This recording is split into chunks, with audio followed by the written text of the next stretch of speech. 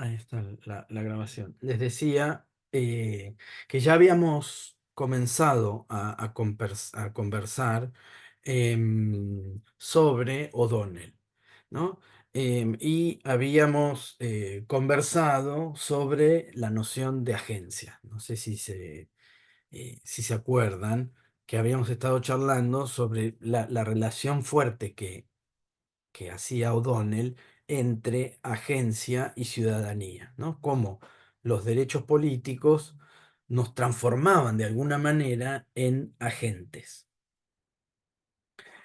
Y la manera en que O'Donnell definía esa idea de agencia era muy interesante porque al mismo tiempo podía compararse con esa noción de individuo moderno que nosotros habíamos conversado en las primeras una o dos clases, ¿se acuerdan? Y que también aparecía como una eh, consulta, como una pregunta, como un interrogante en el parcial sobre la película Yo, Daniel Blake, ¿no? Cuando hacíamos referencia a ciertos parámetros de normalidad, por decirlo de alguna forma, ¿no? De estereotipos sobre lo saludable, lo eficiente, de quién es la persona que trabaja y quién es la persona que no trabaja, ¿no? La vagancia y la laboriosidad, etcétera, y cómo muchas de esas formas de ser, por ponerlo de alguna manera, no coinciden con el modelo de agente que el Estado supone, ¿no? Y que eso se veía claramente cuando estas dos personas iban a reclamar sus derechos eh, a esta oficina de desempleo, de seguro social. Y cómo esas personas eran tratadas, cuestiones que ustedes retrataron allí en el trabajo de forma bastante completa, digamos. Entonces, ¿qué era ese agente que podemos vincular a esa noción de individuo moderno de la que veníamos hablando? Y O'Donnell iba a decir, y permítanme que les comparta este...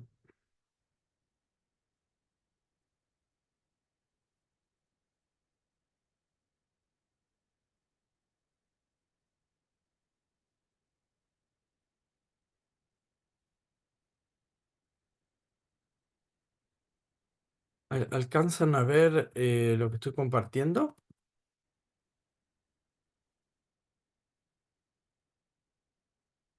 Sí, profe. Fíjense la definición de agente que él va a dar en dos instancias, ¿no? Allí en el texto. Esa parte del texto no la tengo digitalizada, por eso les muestro esta transcripción, ¿no? Un agente es alguien dotado de razón práctica y discernimiento moral, que hace uso de su capacidad intelectual y motivacional para tomar decisiones que son en principio razonables en función de su situación y metas, de las cuales, salvo prueba concluyente en contrario, se considera que es él o la mejor jueza, ¿no? Un agente es alguien dotado de razón práctica y discernimiento moral. Razón práctica, ¿qué significa, no? Que es una persona razonable al momento de actuar y que tiene discernimiento moral, es decir, que puede distinguir cuando su conducta está bien y cuando su conducta está mal, ¿no? Alguien que puede actuar, que está dotado de esa capacidad de actuar y de discernir moralmente esa forma en la que está actuando. Y es un agente también quien hace uso de su capacidad intelectual y motivacional, ¿no? De su capacidad razonable, pero también de la voluntad para actuar, de ahí la idea de motivación, de por qué actúa ese sujeto, para tomar decisiones razonables, ¿no? Cuyo objetivo de esas decisiones y de esas acciones, las metas, las va a decidir el sujeto, ¿no? Y él va a decidir, él va a ser o ella la mejor jueza de el carácter de esas metas. Entonces, fíjense, nosotros cuando hablamos de individuo moderno, hablábamos de un sujeto que se veía a sí mismo, de algún modo, con intereses y preferencias que eran anteriores a la vida en comunidad, ¿no?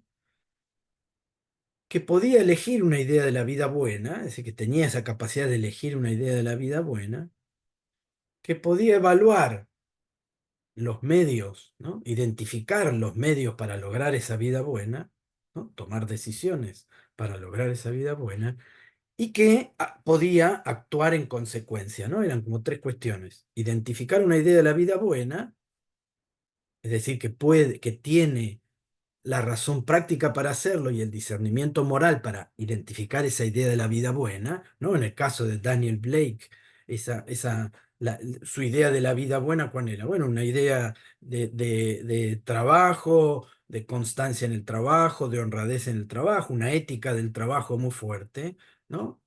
Y de un trabajo manual, que trabajaba con madera, ¿no?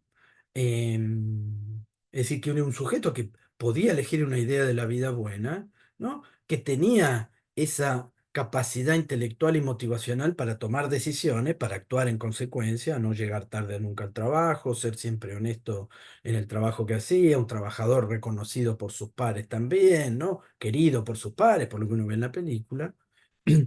Y para llevar adelante esa vida metódica, él tenía que tener un trabajo y por lo tanto podía actuar en consecuencia. Ante un obstáculo, que es el problema de salud que él tiene, bueno, él sigue en principio buscando esa meta de un trabajo, pero se encuentra con los problemas que ustedes también describieron. Y efectivamente, uno puede ver allí en la película cómo él es efectivamente el mejor juez, ¿no? Para juzgar su posibilidad de trabajar o no, de cuándo puede trabajar y en qué términos puede trabajar y cuándo no, frente al Estado, sobre todo, que es lo que nos muestra la película, ¿no? Y lo mismo sucede con esta madre de jefa de hogar, madre de dos, de una nena y un nene, ¿no? De dos hijos. Donde ella también tiene esa capacidad de identificar una idea de la vida buena, una idea de la vida buena en la cual ella pueda tener un trabajo que le permita sostener a su familia. Y ella tiene muy claro que para comenzar a hacer eso necesita hacer respetar sus derechos, ¿no? Esos derechos que, que, que tiene ese sujeto, ¿no?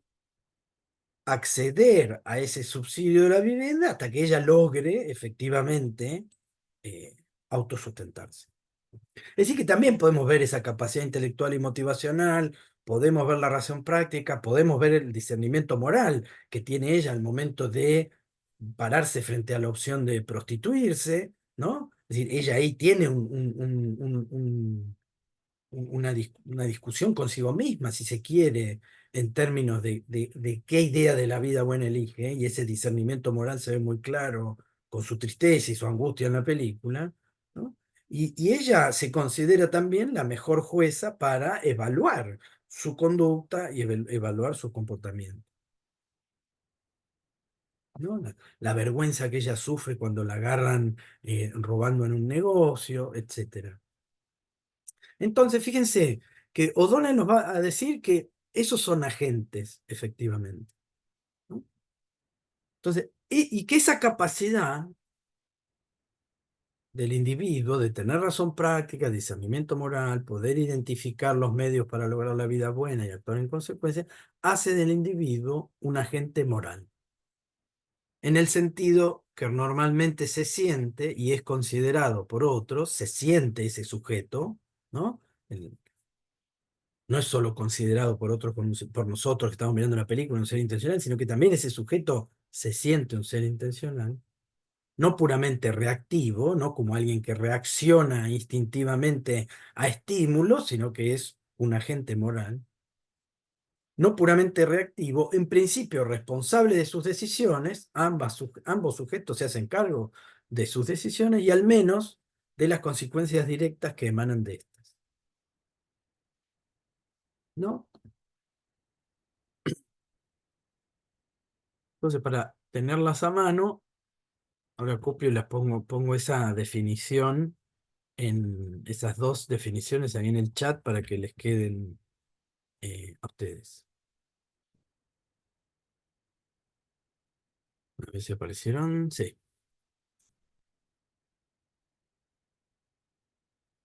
Entonces, con esa noción de agencia en mente, que ahí les transcribí en el chat, sería interesante que podamos trabajar con el texto de O'Donnell y pensar algunas cuestiones. Primero, ¿no? Y ahí es donde les vamos a pedir que trabajen en grupo, como hacemos generalmente, en salas. Si les parece, vamos, vieron que yo les pedí que escriban dos o tres rengloncitos, así vamos completando las consignas entre todas las parejas que formamos.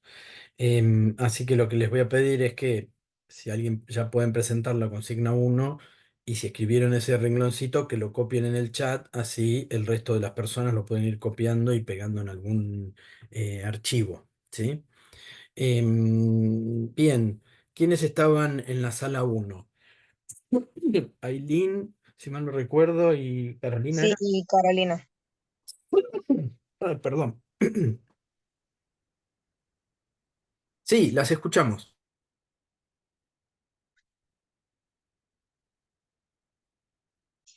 Sí, bueno, justo, profe, estábamos hablando de lo que usted había mencionado, de esta definición de neoweberiana. Y en sí, yo creo que eh, lo que sería esta definición del Estado amplía más la...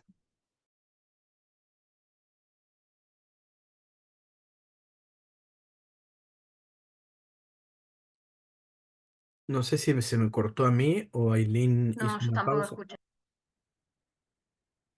¿Ustedes escuchan?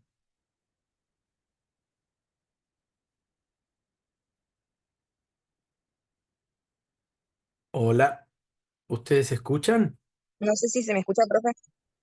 Sí se No se escucha, te profe. escucha. Sí, se la escucha. A Aileen también se la escucha. Ah, no, yo a Aileen no la escuché, no sé por qué. Empezaste a hablar y se cortó, eso sucedió.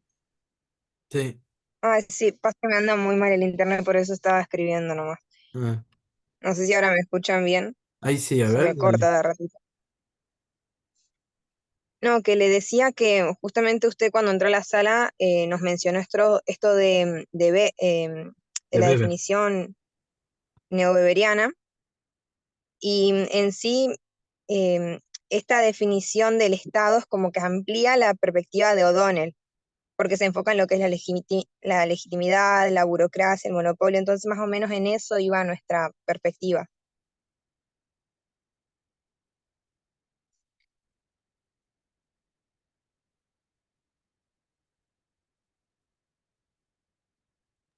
Profe, ahora no se lo escucha a usted. No, le decía a Aileen que nos cuente cuál era esa definición de Estado.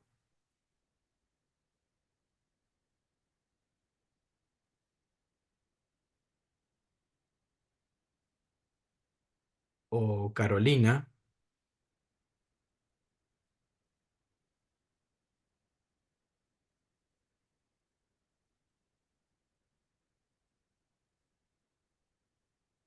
Hola,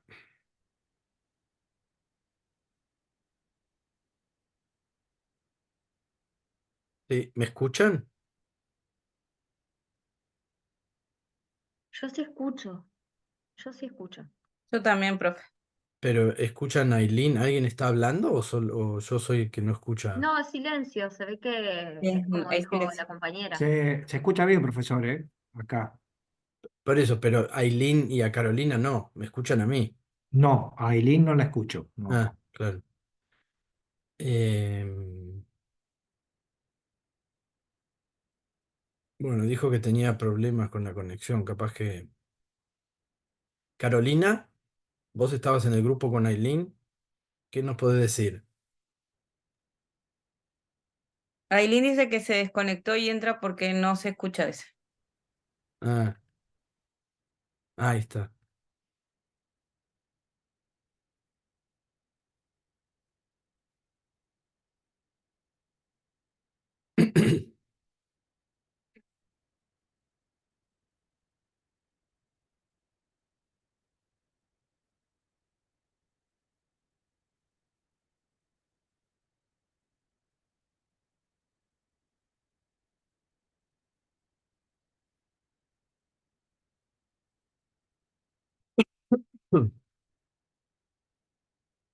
Bien, si les parece, pasamos a la sala 2, así esperamos a que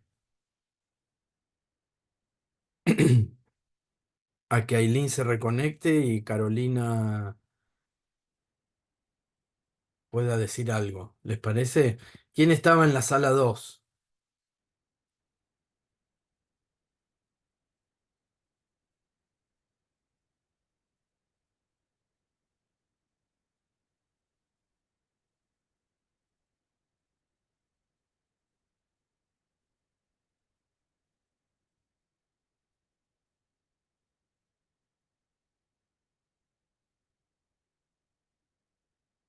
¿Quién estaba en la sala 2?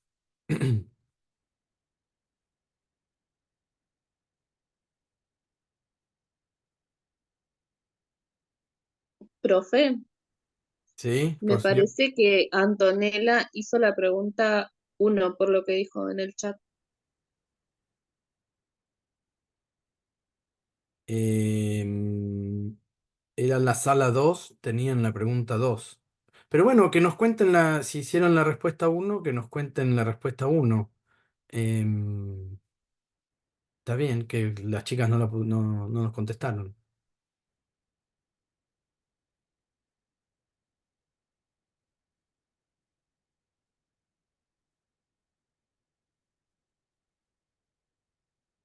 Antonella, ¿vos no podés usar el micrófono por alguna razón? ¿Con quién estabas en el aula?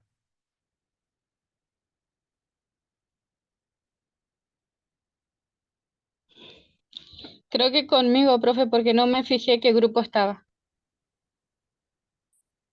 Entonces vos estabas con Antonella, bueno, y Sí, trabajaron con la consigna uno. sí. Bueno, y qué. Bueno, lo que nosotros, porque habíamos empezado medio tarde, yo había entendido mal la consigna porque entré antes de escuchar la consigna, así que lo que habíamos entendido es que la definición de Estado amplía más de lo que era lo clásico anterior. Ajá, Espero que no anotemos.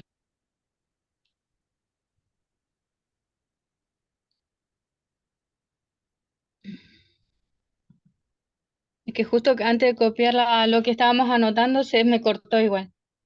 Así que bien. ¿Y alguien Antonella anotó? Quizás ella puede copiar en el chat la respuesta.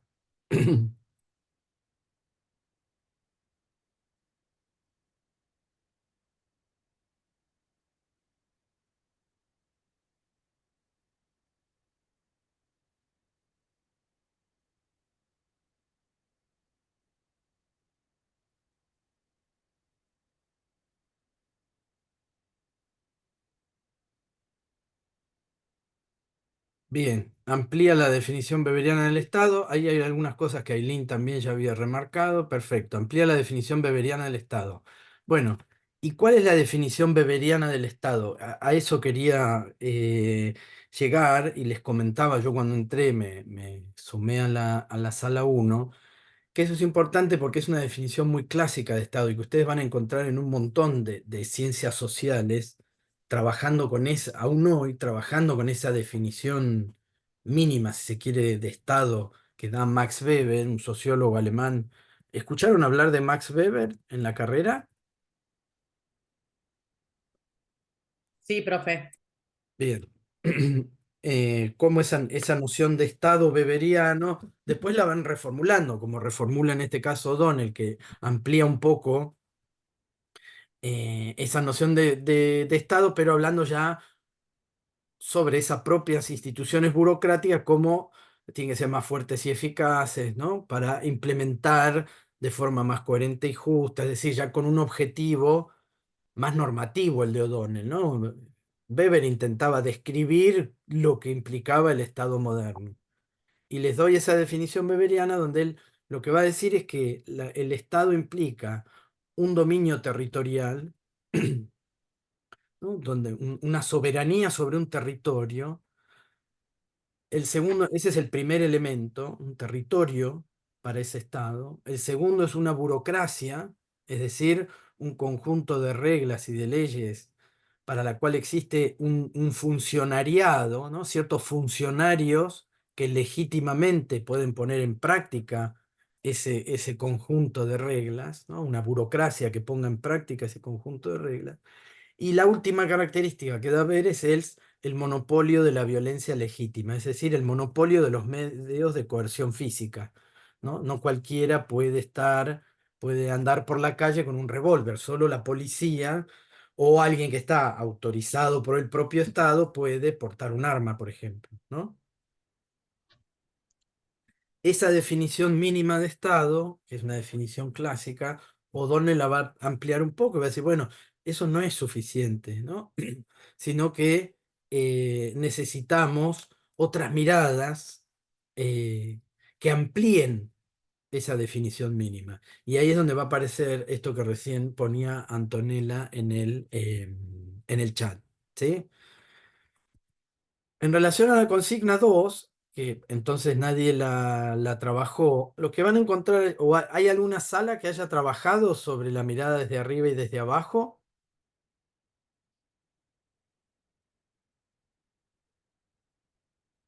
que ahí no solo fue error, aclaro, no solo fue error de Antonella y de Juana, sino que cuando yo inicialmente di las salas, lo que pasa es que se apuraron a rajarse a la sala, pero yo primero me había equivocado y les había dicho a ellas que hagan esta consigna, ahora que me acuerdo, así que no se preocupen. Pero ¿alguien trabajó con la consigna 2? No. Entonces, la consigna 2, si ustedes la buscan después, van a ver que él reconstruye como dos miradas desde las ciencias sociales sobre el Estado. Uno que va a prestar atención a esas instituciones y a esas burocracias, y otro que otra mirada que va a prestar mayor atención a las relaciones uno a uno, digamos, entre el Estado y esos agentes o esa ciudadanía, ¿no? Entonces, uno puede mirar desde imagínense, ¿no? Y por eso la pregunta era, ¿cómo creen que mira y estudia el Estado el trabajo social? Uno puede mirar desde arriba cómo se implementa una política social, por ejemplo, una política pública, esa implementación y cómo el Estado ocupa territorialmente, ¿no? Supónganse una provincia, como un gobierno provincial baja una política pública social a ese territorio. Uno puede fijarse cómo las burocracias estatales operan en relación a esa política social y cómo aparece el poder coercitivo del Estado al poner en práctica esa política social, imagínense, obligatoria, ¿no? La educación es obligatoria. Si una niña o un niño se ausenta de la escuela, ¿qué hace la directora del colegio? ¿No? Bueno, manda a llamar a los padres. Si nadie aparece, ¿a quién recurre la directora para que ir a ver a esa familia qué sucede con esa niña o niño que no está yendo a la escuela? ¿Y quién termina yendo a buscar a la escuela a esa familia? Con una nota llevada por la policía provincial. Ese es el caso de Chubut, por ejemplo. Sospecho que no debe ser muy distinto en Santa Cruz, ¿no? Bueno, cuando estaba hablando de la época de nosotros, sí, se hacía así. O sea, Sí, yo tengo 44 años, se hacía de sí. esa forma. Ahora no estaría en noción de si es o sigue siendo esa la forma en la que se maneja los funcionamientos de las escuelas. Lo que sí tengo es el cómo en situaciones de vulnerabilidad, en el caso de los colegios secundarios, viene del colegio, o sea, de los docentes al gabinete pedagógico. El gabinete pedagógico se encarga de hablar con la familia directa y si no, sí se toma algún tipo de cartas en el asunto, la parte legal del colegio.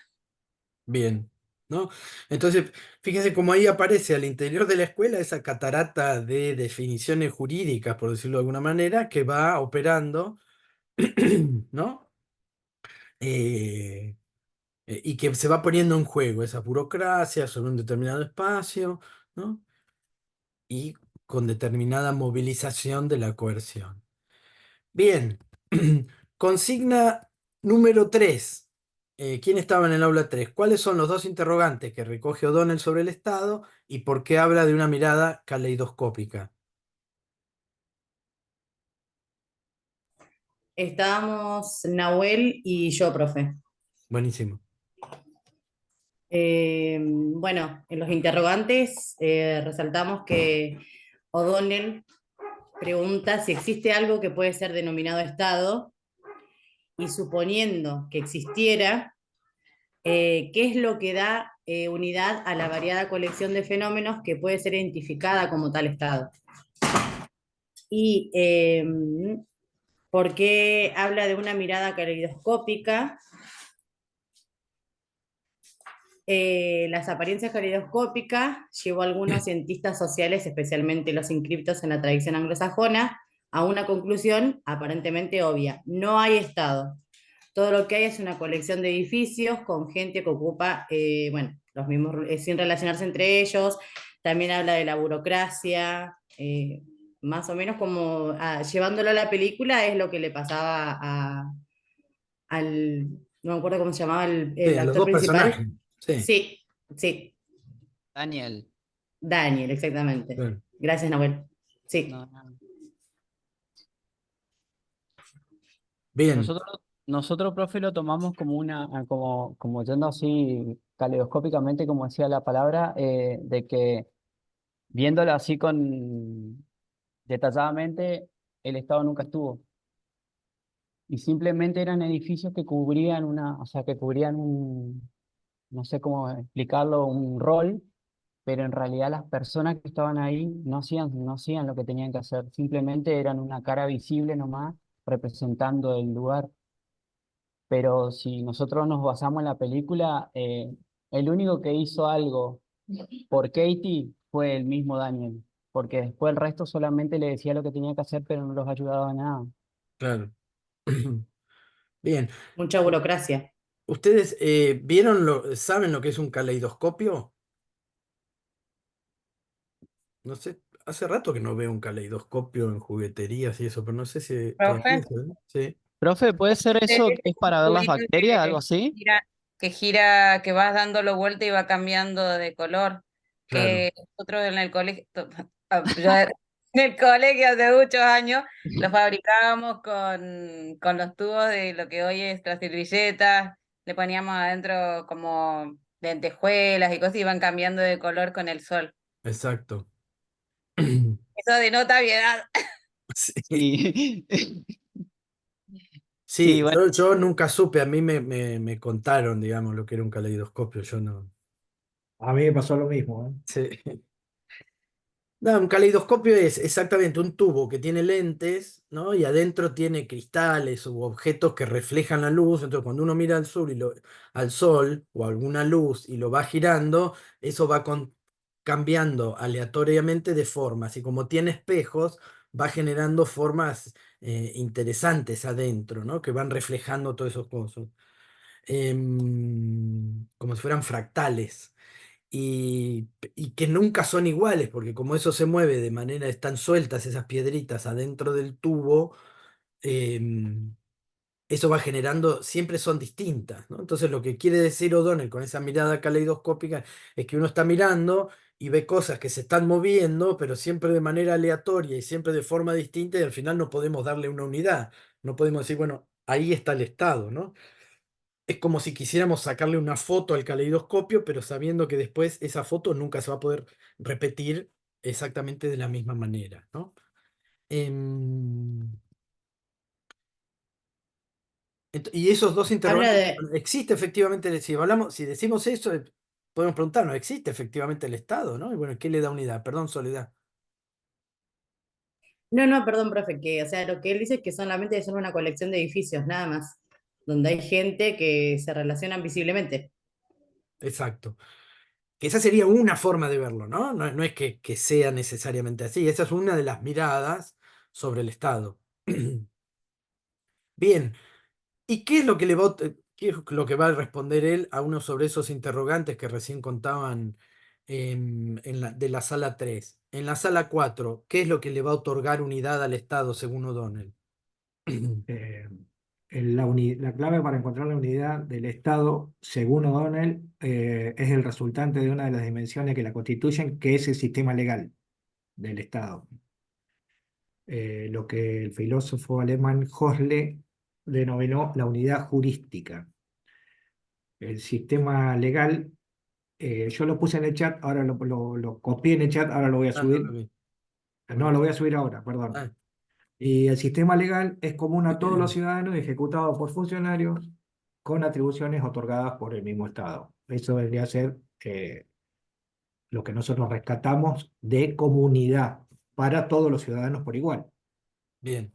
Eh, Después, bueno, hay otras, las conductas de los funcionarios de acuerdo a la clase social de los integrantes, de los ciudadanos que integran, que habitan en el Estado, no es la misma para... Bien, eso ya sería la próxima consigna, ¿no? Bien, Bien. Ah, perdón, porque entonces, nos había preguntado a nosotros, vos, usted ¿qué que... sala estabas vos, Ramiro? Perdón. En Ramiro, la vos, 4, profe. en la 4. Entonces, Sí. Sí, lo que ¿Qué le le otorga otorga unidad unidad al Estado es ese aparato jurídico legal, legal, legal. ¿no? jurídico, La legal? Sí. cascada de decisiones jurídicas, creo Sí. que lo llamé en algún Bueno, momento. es como es como haciendo referencia a lo que le había consultado a usted a los chicos en el punto número 3. Esa cascada le va dando a cada uno un poder que va haciendo, como decíamos nosotros, como una cascada que va bajando, entonces va dando, otorgando una legalidad jurídica a cada funcionario. Y en el caso de la película, nosotros veíamos el caso de esta funcionaria que le llama diríamos, la reprende a la otra funcionaria diciéndole que ese no es su lugar, que su lugar es solamente llamar a Daniel en este caso Katie, y darle cuáles son las decisiones que toma el lugar. Nada más, no es ayudar, no es darle un beneficio, no, o sea, no es acompañarlo, sino solamente ofrecerle o darle solamente esas acciones. Exacto. No tiene otra función más que esa. Y después, bueno, otro se encargará de hacer otro trabajo.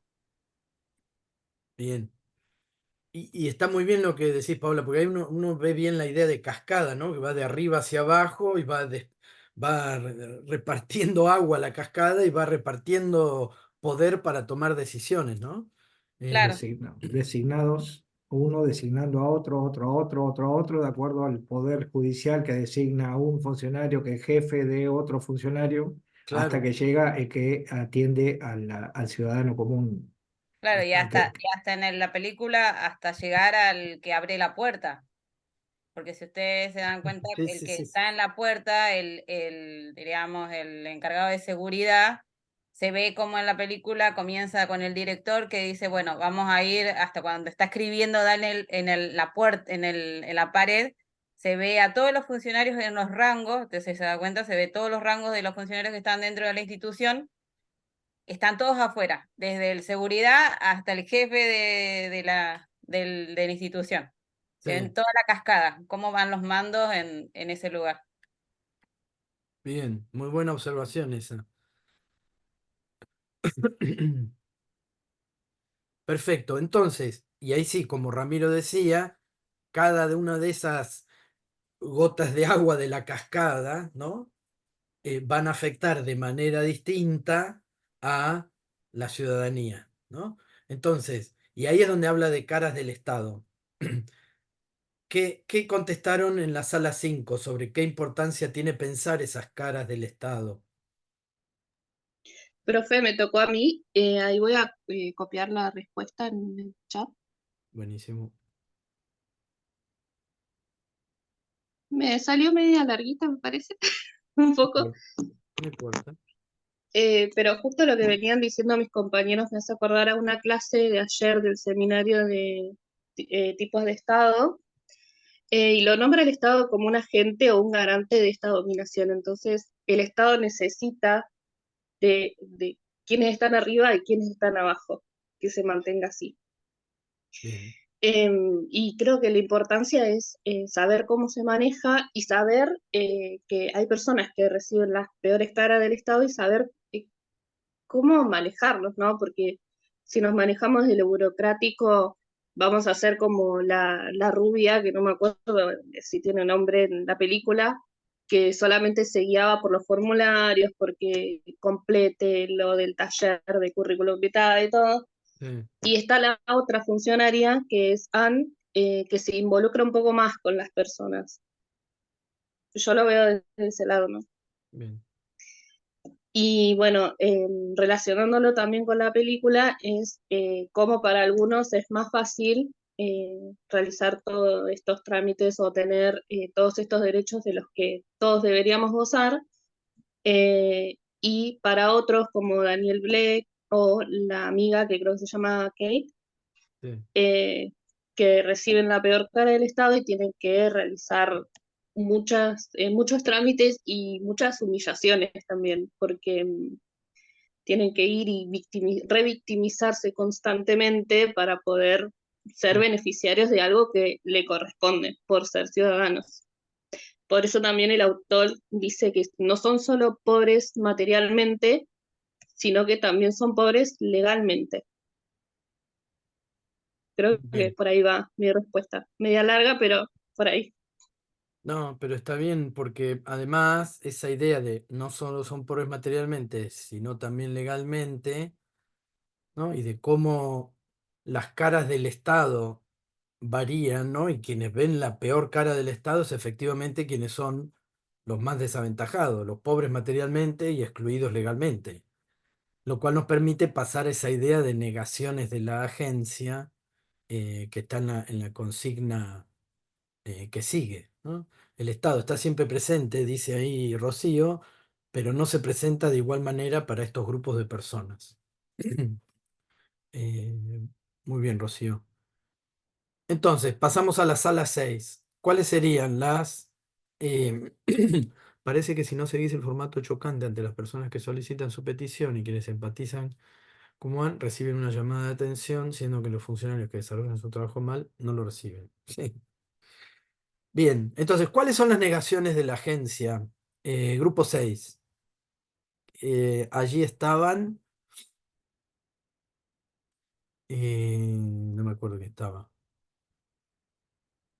Profe, Sí, ahí la compañera María escribió, bueno, en el chat que tenemos nosotros, que se quedó sin luz, por ende está sin internet, que ella pertenecía al grupo 6. sí. ¿Y con quién? Ahí ya no sabría decirle. Ah, bien.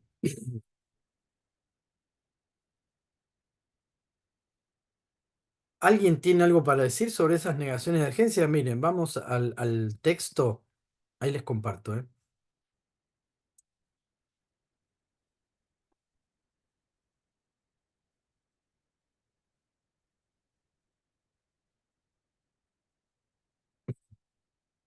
¿Ahí se ve? Sí, se ve. Bien.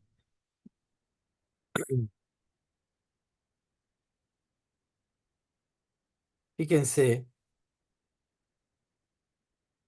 cuando O'Donnell está hablando de básicamente la pobreza y la exclusión, ¿no? La corrupción para obtener subsidios, etcétera, ahí donde dice mostrando diversas caras, ¿no? En todos lados, pero más aún en países muy desiguales, los ricos y privilegiados se encuentran con pocas caras del Estado y esas pocas caras son frecuentemente amables, ¿no? Y va describiendo la desigualdad social, cómo la desigualdad social implica tener una relación distinta con el Estado, ¿no? Y de cómo hay ciertos sectores que tienen realmente privilegios eh, en ese vínculo con el Estado. Y siempre es diferente, va a decir O'Donnell allí en la página, al principio de la página 171, para los pobres y excluidos. Sobre todo quienes viven en regiones rurales marginales, él está ahí hablando de toda América Latina, periferias de grandes ciudades, etcétera, ¿no? Y ahí es donde él va a decir, estas son graves negaciones de la agencia y de los derechos de ciudadanía de esos individuos, ¿no?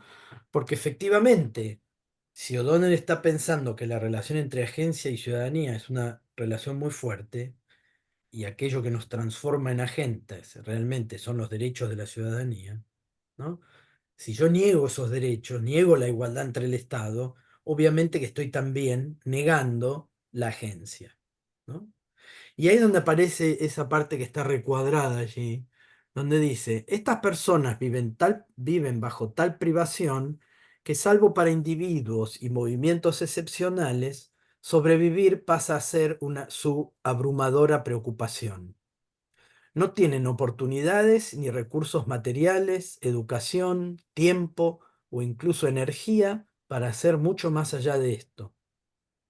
Esto obviamente significa que estos individuos son pobres en sentido material, pero las privaciones recién mencionadas implica que también lo son en sentido legal. La pobreza material y legal es la condición de importantes sectores de la población de los países que albergan regímenes democráticos, nuevos y viejos, en el este y en el sur. Esto en trabajos previos me llevó a afirmar que este tipo de situación implica una ciudadanía de baja intensidad, ¿no? Y El esto, famo- sí, perdón, alguien No, habla. perdón. El famoso ciudadano de segunda. Ciudadanos de primera y ciudadanos de segunda. Claro, pero fíjate, está bueno eso, ¿no? Porque él lo habla de ciudadano de primera y de ciudadano de segunda, pero al mismo tiempo esa ciudadanía de segunda no es solo en términos de exclusión de ese sujeto, sino como habla de una ciudadanía de baja intensidad, es decir, que es el propio sujeto también el que no ejerce esa ciudadanía, ¿no? Entonces, y allí me parece que hay algo para problematizar en la mirada que tiene O'Donnell a partir de este punto. ¿Por qué? Porque si yo retomo lo que está, no sé ahí quién habló, perdón, porque como estoy viendo, no veo Ramiro. Ramiro. Ramiro. Una consulta, profe. Sí, ¿Lo habla del lado de desclasado social o sobre a qué lado apunta? ¿quién? ¿Yo? Si no ¿O habla él? como los ciudadanos de segunda, no, lo que estamos leyendo, perdón. Ah, Eh, claro, si habla como de, porque usted recién le decía a Ramiro que no son como la segunda clase, o sea, cómo apunta entonces? claro. No, yo decía que está bien hecha la distinción, porque cuando uno viene leyendo y ve esta idea de las caras del Estado, ¿no? Y cómo es distinto para los pobres y excluidos la cara que ven del Estado, uno ahí podría hablar de ciudadanía de segunda. El Estado trata a algunos ciudadanos como si viajaran en primera clase y a otros ciudadanos como si viajaran en segunda o tercera clase, ¿no? Es decir, que uno ve eso. Pero Y yo cuando había se viene notado, perdón. no importa, Había interrúmpame. anotado sobre esto porque creí que en la consigna nuestra también, también incluía esta parte y Perfecto. ahí es donde había leído y había anotado, había hecho unas anotaciones sobre cómo está bien marcada la distinción entre la cara que le muestra el Estado al que tiene privilegios, al que tiene una situación económica mejor, como por ejemplo, hay trámites que son trámites comunes, sacar un pasaporte, sacar un DNI, eh, o alguna gestión estatal. Ahora, hay gente que no puede pagar y contrata un gestor. El ciudadano que no tiene tiempo porque está trabajando, que no tiene energía porque no está bien alimentado ni nutrido, tiene que hacer la cola, tiene que esperar, te olvidaste el papel celeste, tráeme el verde, tráeme el blanco. Entonces hay como una distinción ahí de agente Exacto, por el mismo Estado entre ciudadano y ciudadano. Yo exacto. había hecho esas anotaciones, sobre todo eh, el tema de los recursos materiales y la pobreza que no le da, como dijo usted recién, no le da tiempo y energía al ciudadano para ejercer como agente. Bien, ahí es precisamente el problema que quiero ir. Porque fíjense cómo el relato viene hablando de esa ciudadanía, lo que puede decir, bueno, ciudadanía de segunda, porque efectivamente se le da un trato distinto, ¿no? Y no tiene, como también ponía por allí, la posibilidad de levantar el teléfono y llamar a un vínculo, a alguna relación para que le apure un trámite, ¿no? Y como dice Ramiro, el que consume más tiempo y más energía haciéndose más trámites es el que consume más tiempo y energía trabajando o buscando el sustento, ¿no? Ahora, cuando O'Donnell recupera eso e intenta vincularlo, y lo vincula con la idea de agencia, fíjense que ya hablar de una ciudadanía de baja intensidad no es lo mismo que hablar de una ciudadanía de segunda. Porque ahí la idea de baja intensidad es como esa persona que porta la ciudadanía no tiene el tiempo y la energía para ser una ciudadana, un ciudadano intenso, ¿no? Bien. Entonces, a mí lo que me parece que es una distinción sutil pero importante entre ciudadanía de segunda y ciudadanía de baja intensidad. ¿Por qué? Porque lo que O'Donnell va a reconstruir, fíjense que esa idea de que los derechos políticos nos hacen agentes, porque si tenemos derechos políticos, efectivamente, presuponemos que somos agentes morales, ¿no? Que podemos identificar una idea de la vida buena, que podemos seleccionar los medios para lograrla y que podemos actuar en consecuencia. Fíjense cómo O'Donnell, ¿no? En todo su argumento y con la mejor intención del mundo, porque nadie va a criticar las intenciones de O'Donnell, sin embargo, ¿no? Termina de algún modo negando esa capacidad a los sectores pobres y excluidos. Es decir, que el hecho de ser pobre y excluido implica que no tengo el tiempo y la energía para hacer mucho más allá que conseguir los recursos materiales para sobrevivir, ¿no? Es decir, el pobre y el excluido está al salto por un bizcocho, entonces eso lo lleva a ser un ciudadano de baja intensidad. ¿Sí? Y él reconoce que eso es una negación de la agencia. Ahora, lo que nos va a permitir ver el texto de Merklen, que es el próximo texto que tenemos para leer, es que, bueno, es que eso no es tan así.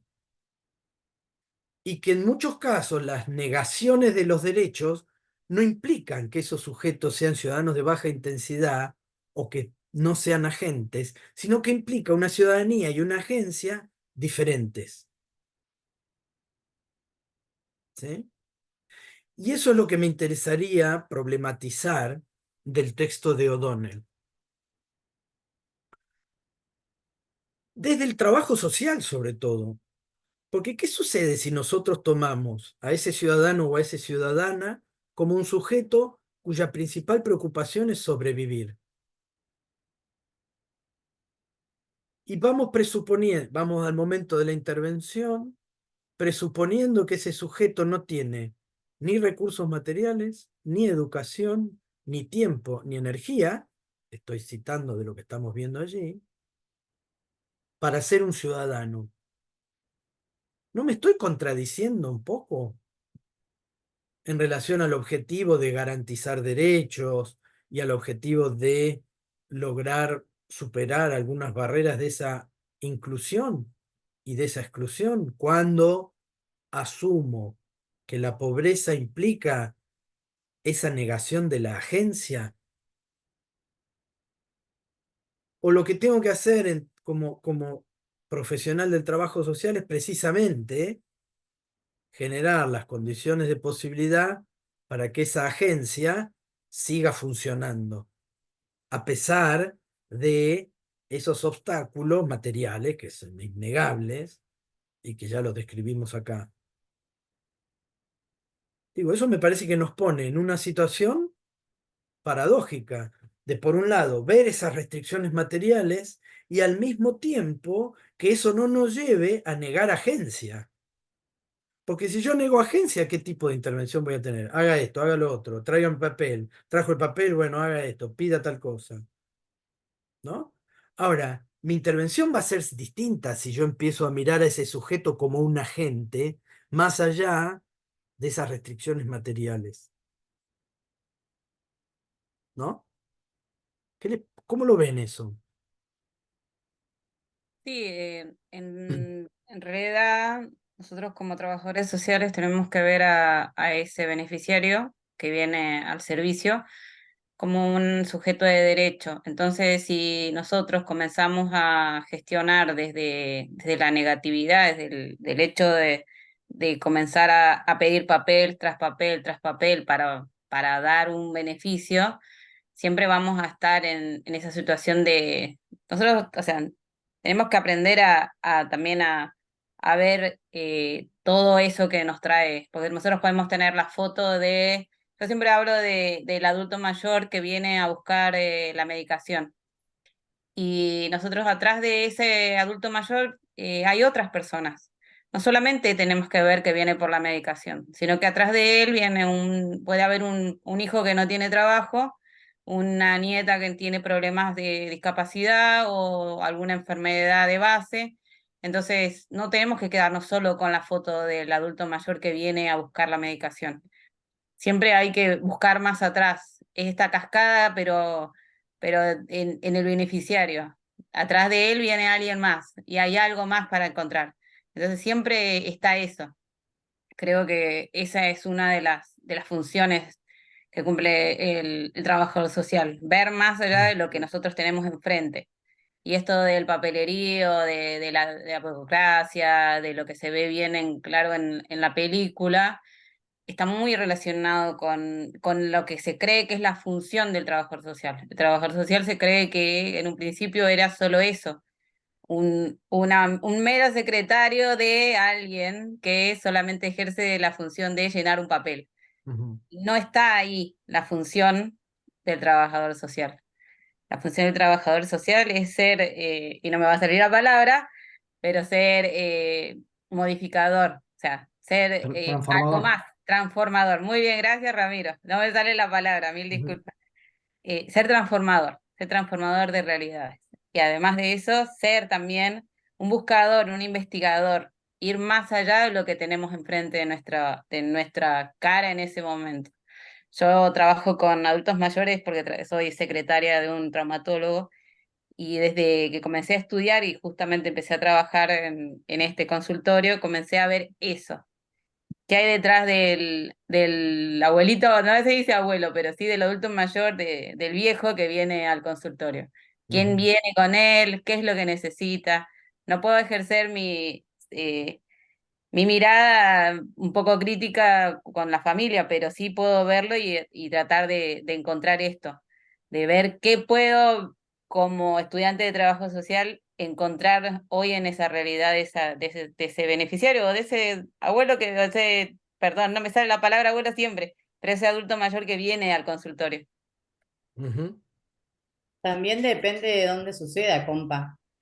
No nos olvidemos que muchas veces por mejores intenciones que uno tenga o quiera tratar de cambiar la realidad, también hay unos ciertos pasos a seguir, una burocracia que lamentablemente tiene que cambiar desde arriba.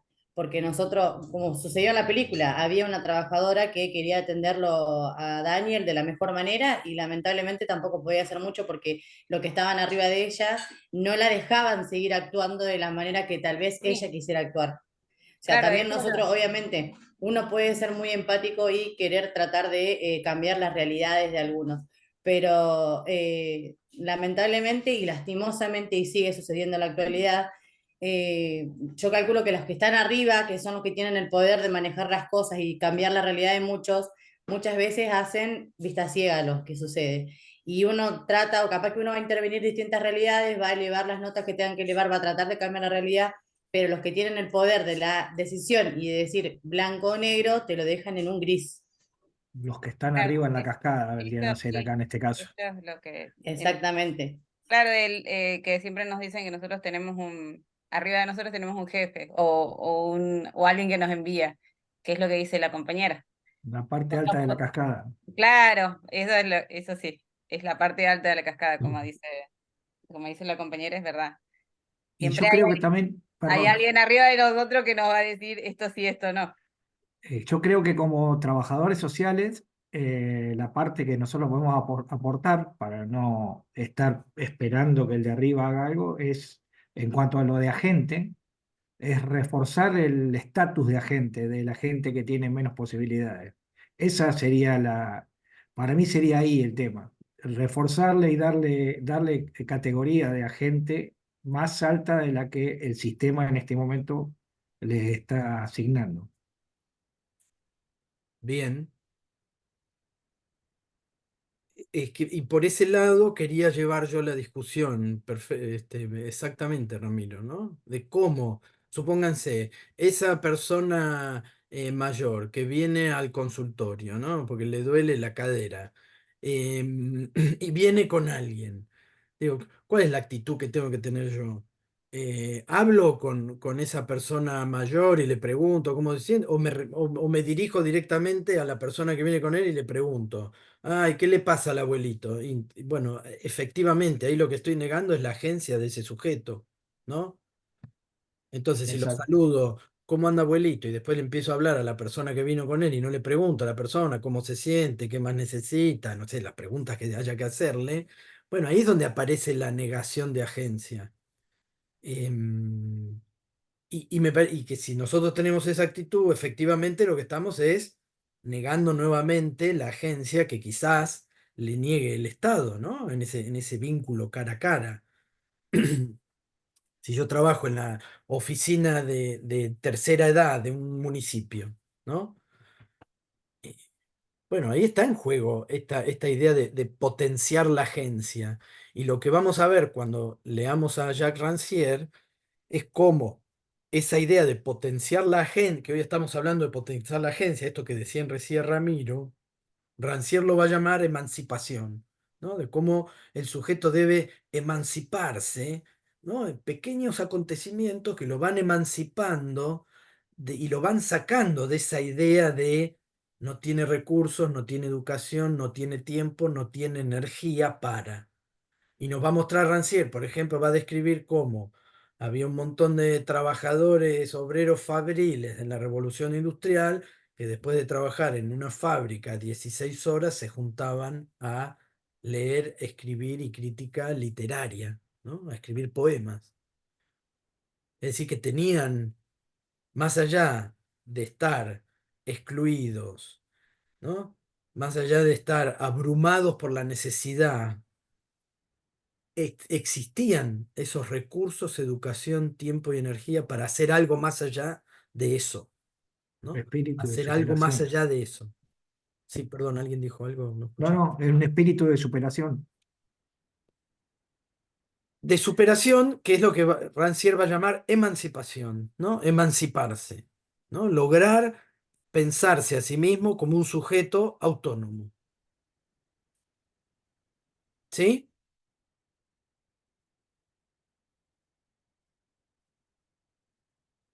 Entonces, fíjense cómo O'Donnell, comenzamos hablando primero de la agencia, definimos el agente como ese agente moral que puede identificar una idea de la vida buena, puede señalar, puede elegir entre los medios para lograrla y puede actuar en consecuencia, ¿no? Yo, tengo un trabajo en un consultorio, ¿sí? Pero sin embargo, si quiero, estoy inventando en base al ejemplo que dieron recién, ¿no? Tengo un trabajo en un consultorio. Bueno, ¿por qué estudio trabajo social? Bueno, porque puedo identificar una idea de la vida buena donde haber estudiado, estudiar trabajo social me puede abrir, ¿no? Otras perspectivas dentro de ese trabajo y después poder optar por otros trabajos o lo que fuese. Es decir, puedo identificar una idea de la vida buena laboral, el medio para lograrla es el estudio y actúo en consecuencia. Me anoto en una carrera a distancia de trabajo social, ¿no? Ahí tenemos un agente moral que puede identificar una idea de la vida buena, señalar los medios y actuar en consecuencia, ¿no? Y O'Donnell va a sumar a esa idea de individuo moderno, esta idea de que ser una agencia moral implica también reconocer las consecuencias que eso tiene eh, para la acción. La consecuencia de decir si está bien o está mal, ¿no?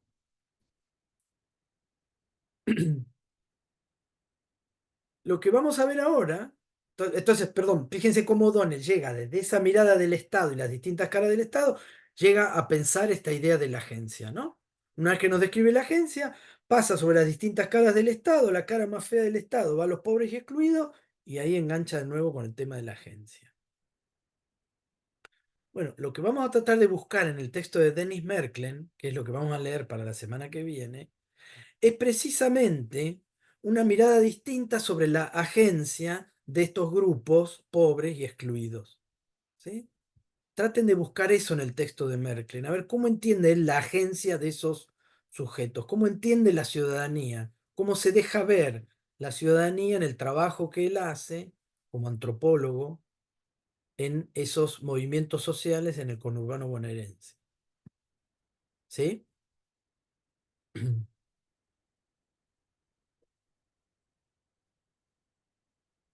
¿Está claro lo que hicimos hoy con O'Donnell entonces? ¿Hola? Clarísimo, profesor. Sí, profe.